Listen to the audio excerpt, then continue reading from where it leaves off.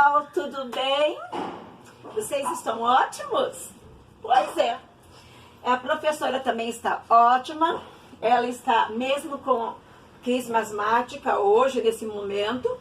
Eu vou estar gravando esse vídeo aula para vocês. Nós vamos falar sobre o continente total. Quando se fala em continente total, eu estou falando de todos os continentes. É a segunda parte sobre economia continental. Gente, continental. Eu estou falando da América, toda a América. Eu estou falando da África, da Europa e da Ásia e da Oceania. Se fosse falar mais ainda sobre o continente, seria aqui também o Antártico, só que ele não é populoso, né? Não tem pessoas lá morando, apenas pesquisando. Oriente Médio. Perceberam a falta de ar da Pro? Oriente Médio. Qual o problema do Oriente Médio? Eu poderia... Oriente Médio não, desculpa. É ou Extremo Oriente ou apenas Oriente, certo? O desemprego tem, assim, crescido muito nesses lugares. Mas em todos, não. Em especial, a China. Por quê? Porque tem a maior população do globo, maior população terrestre. 1,4 bilhão de habitantes. Agora o coronavírus deve ter diminuído. Retornando, o continente asiático tem perdido muito emprego. Eles estão realmente nas condições socioeconômicas. Claro, se há desemprego, a condição socioeconômica diminui, tá? E eu já falei assim sobre o contingente. Quando fala contingente, é a grande quantidade de pessoas. Olha aqui o mapa. Se você errar, vou ficar triste. Olha o continente asiático. Você olhando o amarelinho, nós estamos no Oriente Médio. Oriente Médio, nós temos o Irã, o Iraque, nós temos a Arábia Saudita, o Kuwait, entre outros aqui. Aqui nós temos a América Central, onde fica o Afeganistão, Quizquistão, entre outros. Continente asiático. Aqui nós temos o Extremo Oriente, é o que nós estávamos falando agora há pouco. Aqui nós temos o continente ainda asiático, mas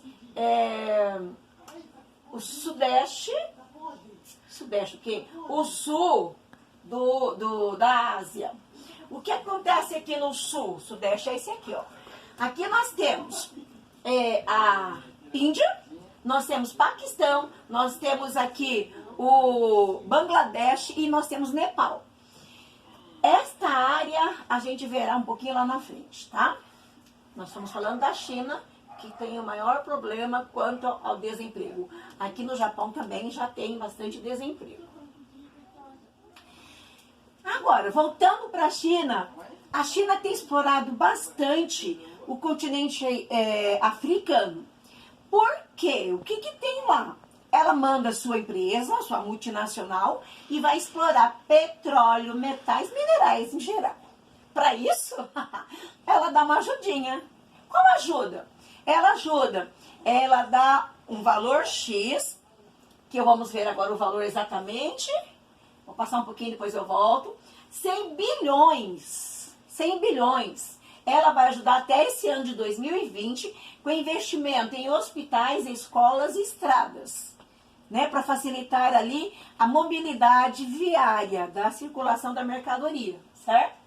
Voltando um pouquinho aqui, o que aconteceu até 2016? O mais recente, a Pro procurou em vários sites, nós encontramos até 2016. Vários empréstimos foram feitos. Agora está sendo como se fosse uma troca, entendeu? Eu retiro, vou extrair produto seu e também vou te ajudar em algumas estruturas, como escola, hospitais e estradas. Revolução Verde, no final do século XX. Começa a Revolução Verde, principalmente nos países do norte. Quando eu falo país do norte, está acima da linha do Equador. Inclusive, os dois países do sul que são desenvolvidos é a Austrália e Nova Zelândia, né?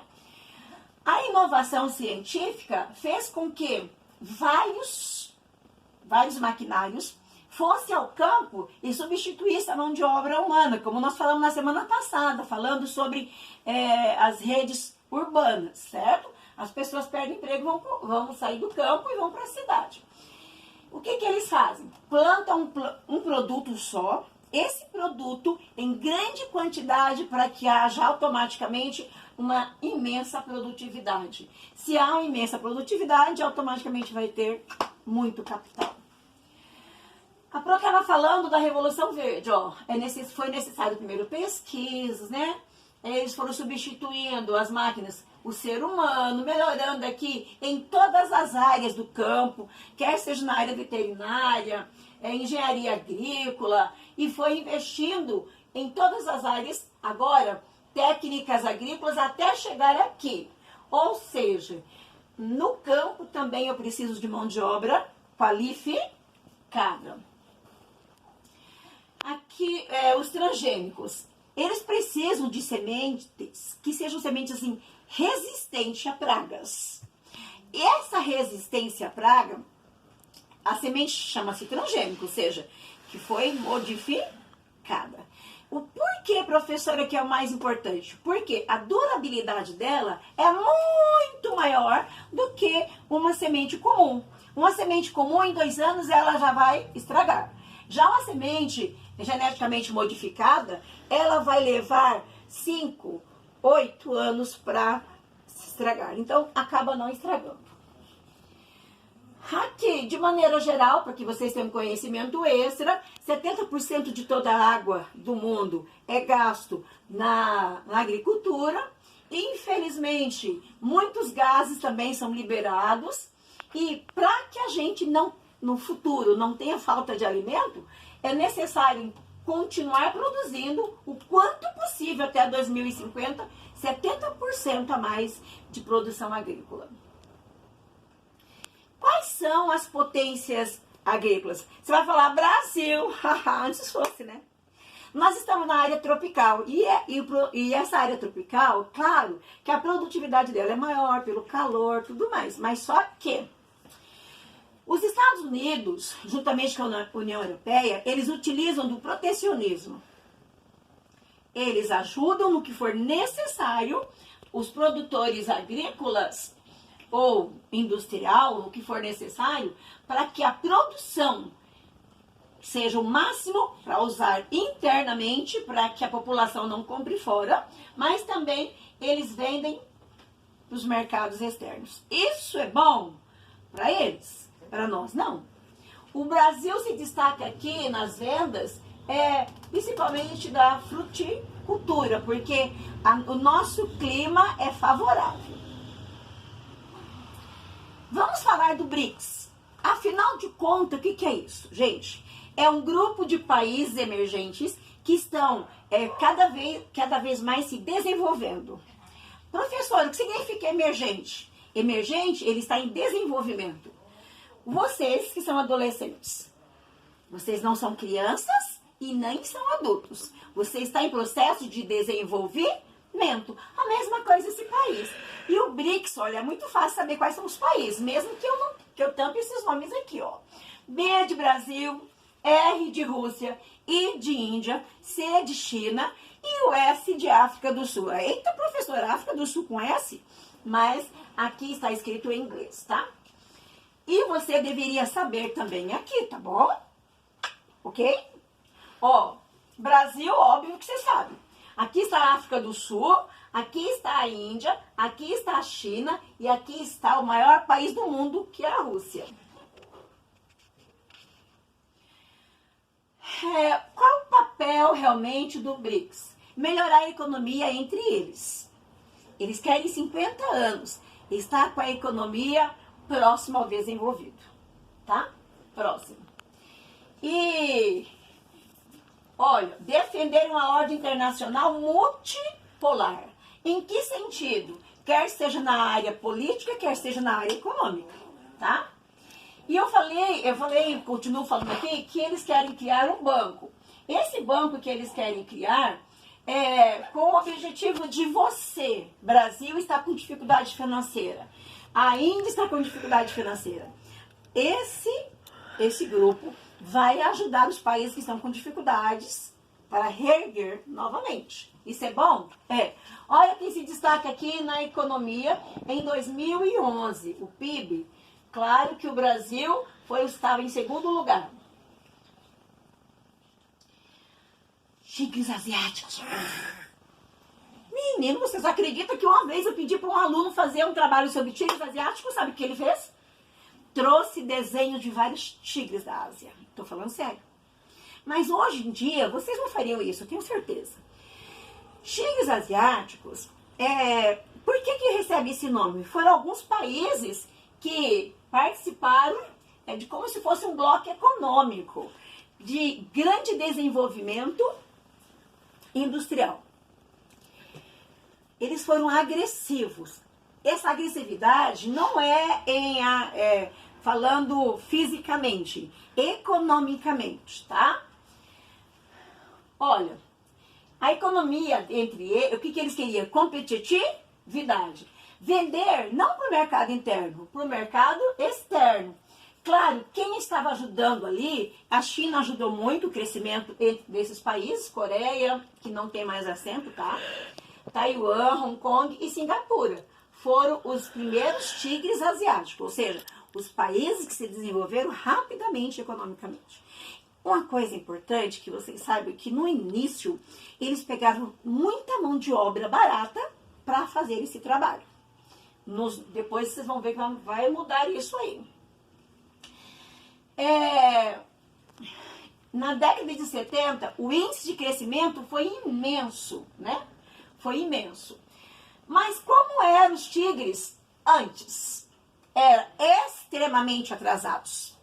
Eles não tinham o poder que eles têm hoje. Dependia da base agrícola, eles tinham pequena extensão territorial, pobre em recursos, mas para hoje eles não são. Hoje eles têm condições de buscar, tá? Buscar mais. Eles tinham limitação industrial, a risicultura. O que é risicultura? Produção de arroz. Eles também era a base alimentícia deles e é até hoje, mas é o que eles produziam. Então, assim, tudo era restritamente. Quem deu a luz foi os Estados Unidos e o Japão e depois a China. O que é preciso ter?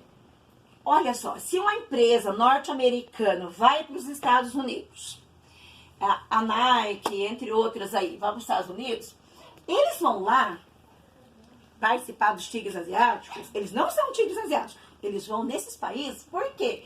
Porque eles têm incentivos fiscais. Enquanto lá nos Estados Unidos, a mão de obra é cara e o produto sai mais caro, lá na Coreia, daqui a pouco a gente vai ver, e nos outros países, Singapura, o produto sai muito mais barato, porque a mão de obra é barata. E outra coisa, não tem o que questionar. Não tem fiscalização sindical e não tem fiscalização ambiental. Eu posso explorar, podemos dizer assim, quanto tempo for que a pessoa precisa trabalhar. O importante é que eu tenha um lucro final, tá? Objetivo a exportação. Vamos já terminar essa parte, tá bom? A gente dá uma parada. Quais os fatores externos desse crescimento? Por que eles cresceram tanto? Mas, professor, o que é isso? Estados Unidos estava apoiando esse crescimento e o objetivo era criar um cordão sanitário. O que significa isso? O grande objetivo era... O que os Estados Unidos queriam? Fazer com que o socialismo não se expandisse. Era esse o objetivo. O medo dos Estados Unidos que esses países aderissem o socialismo. Para que não aderisse o socialismo, esse cordão sanitário significa isso, tá? Ele simplesmente, vamos lá, vamos ajudar. Vamos ajudar para que eles fiquem do nosso lado. E já falei sobre isso daqui, né? A modernização, o rápido crescimento. Eu falei sobre a economia competitiva.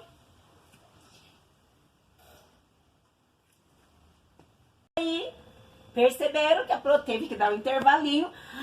A minha asma hoje está atacada. Mas agora, nós falamos dos primeiros tigres asiáticos, certo? Eles tinham mais mão de obra qualificada. Lembra lá do cordão sanitário? Que os Estados Unidos, de bonzinho ele foi? De bonzinho não tem nada, né? Ele foi, na verdade, para evitar o que mesmo? O avanço do socialismo nesses países. Agora, novos países entraram. Quais são? A Indonésia, a Vietnã, Malásia, Tailândia e Filipinas. Todos eles estão no Sudeste Asiático. Mas agora, os produtos deles, além de ter eletrônicos, mas eram assim, produtos que exigiam menos qualificação na mão de obra, tá? Por quê? O objetivo principal é a quantidade. Eu tendo quantidade, eu consigo exportar e o lucro vem já de imediato, certo? Então, muitas empresas foram até lá, até são conhecidas como empresas maquiladoras. São as empresas multinacionais. Por exemplo, a empresa maquiladora da Nike, que está lá, que eu já falei. Temos outras empresas norte-americanas que estão lá, europeias, né? O que eles fazem? Eu faço de conta que eu estou ajudando, dando a minha mão, dando o meu trabalho para eles, né, para a população, mas ao mesmo tempo eu estou usufruindo do quê? Da mineração, ou seja, da matéria-prima e da mão de obra muito barata, certo? Se eu comentei com vocês, mas vou repetir, com esse coronavírus, o Brasil, ele esteve assim parado por uns 40 dias, as pessoas trabalhando em casa, em office, certo? Os Estados Unidos e o Canadá, eles estão de olho no Brasil. Inclusive, uma pessoa já foi contratada pelo Canadá e não foi para o Canadá. Aqui no Brasil, ele está trabalhando para uma multinacional de lá. Por que eles não pegaram um canadense? Porque a pessoa do local de origem, ela tem uma qualificação muito maior e exige um valor muito maior também. Eu falo maquiladoras porque eles fazem de conta que estão ajudando. Por menos que seja seu tempo de estudo, estude. Não tenha medo de crescer lentamente. Tenha medo apenas de ficar parado. É por isso que eu estudo direto. Um grande beijo e até a próxima aula.